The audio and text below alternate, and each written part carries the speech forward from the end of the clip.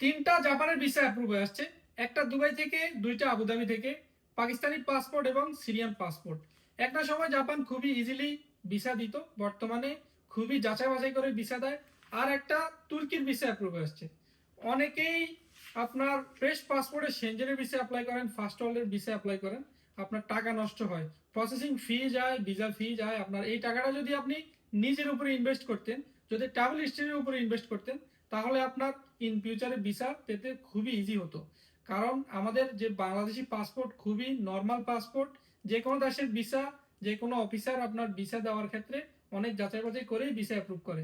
যদি আপনি ছোটোখাটো কান্ট্রি ট্রাভেল করেন, আপনার পাসপোর্ট আজ এ ট্রাভেলার হিসাবে আপনি প্রুভ করতে পারেন, পাসপোর্ট স্ট্রং করেন, তাহলে আপনার ভিসা হওয়ার চান্স আছে ফার্স্ট ওয়ার্ল্ডে। যেমন আপনার বাকেট লিস্টে এই দুইটা কান্ট্রি যদি আপনি অ্যাড করেন, জাপান এবং তুর্কি, আপনার ভিসা খুবই ইজিলি ফার্স্ট ওয়ার্ল্ডে আপনি গাইড করতে পারবেন। যারা ট্রাভেল হিস্ট্রি স্ট্রং করতে চান, যে কোনো গাইডলাইন্সের জন্য তুর্কির ভিসা অ্যাপ্লাই করতে চান, জাপানের ভিসা অ্যাপ্লাই করতে চান, বাড়িতে আমাদের নাম্বার দেওয়া আছে, আপনি কন্ট্যাক্ট করুন। আমরা আপনাকে hotel, ticket, visa A to Z provide করতে পারবো। ধন্যবাদ।